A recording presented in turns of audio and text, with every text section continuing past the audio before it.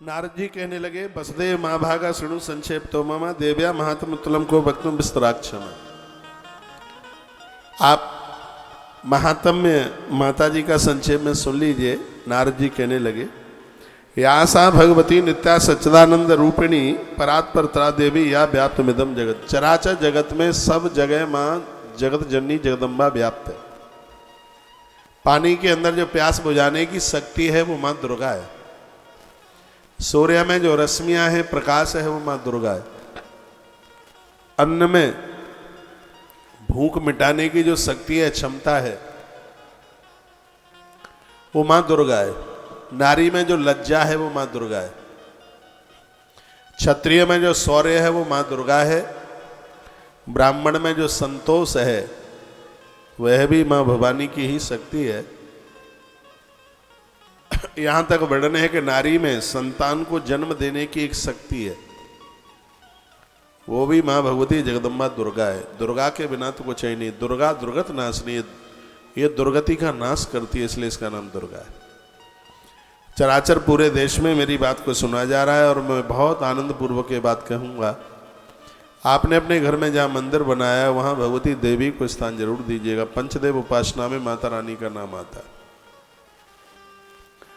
बेटियां माँ की पूजा करती हुई बहुत कुछ प्राप्त कर लेती हैं। माता जानकी ने माँ भगवती की कृपा से राम को वर रूप में स्वीकार कर लिया। माता रुक्मिणी ने भी माँ जगदम्बा को पूजा करके, उसे पूज करके भगवान श्री कृष्ण को पति के रूप में प्राप्त कर लिया। जिन घरों में माता रानी की पूजा होती है वहां किसी भी प्रकार की कोई कमी नहीं रहती। इतुक्तो नारदेन नासु वसुदेव प्रणम्यतम उवाच प्रया प्रीत्या नारदम मुनि सत्तम। नारद जी के ऐसा कहने पर वसुदेव जी मुनि श्रेष्ठ नारद जी को प्रणाम करके अत्यंत प्रेम पूर्वक एक बात कहने लगे।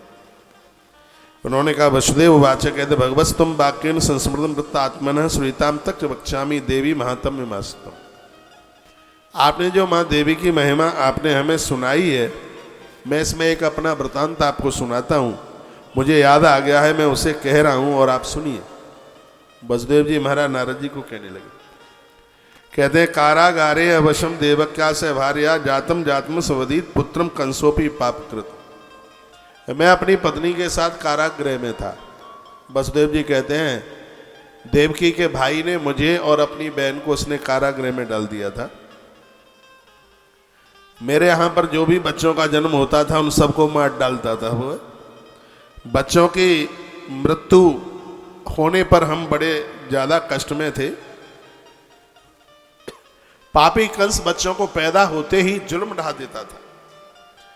इस प्रकार जब कंस ने मेरे 6 पुत्रों को मार डाला तब मेरी निर्दोष भार्या देवी देव की अत्यंत शोकाकुल हुई और वह दिन रात रोने लगी।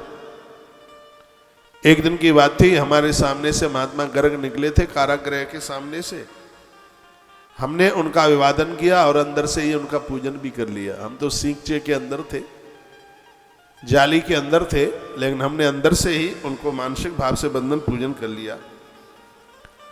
और मैंने उन्हें कहा कि मेरे 6 बच्चे मारे गए हैं। बहुत ध्यान से सुनिए, ये कथा देवी भागवत में ही और कहीं नहीं है।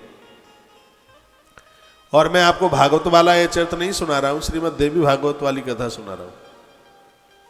वसुदेव जी की आंख में आंसू आ गए, पुरानी बातें याद आ गई। कहा, मैं रो पड़ा और मैंने महात्मा गर्ग को कहा कि ऐसा कोई उपाय बताइए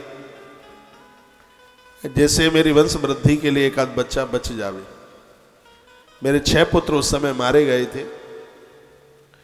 तब उन्होंने मुझे कहा कि यदि बच्चों की आयुष्यता, उम्र बढ़ाना चाहते हैं, बच्चों को जीवित देखना चाहते हो, तो गर्ग जी कहते हैं कि आप सर्वश्रेष्ठ साधना कीजिए जो भगवती दुर्गा अपने भक्तों की दुर्गति का विनाश कर डालती है। इससे शीघ्र ही आपका कल्याण हो जाएगा। माँ भगवती जगदम्बा की आराधना कीजिए, क्योंकि उनकी आराधना से सभी लोगों की समस्त कामनाएं पूरी हो जाती हैं। यम यम चिंतते कामम तम तम प्राप्नोति निश्चितम। लोगों को सोचने में देर लगती है, लेकिन भगवती को काम पूरा करने में बिल्कुल देर नहीं लगती।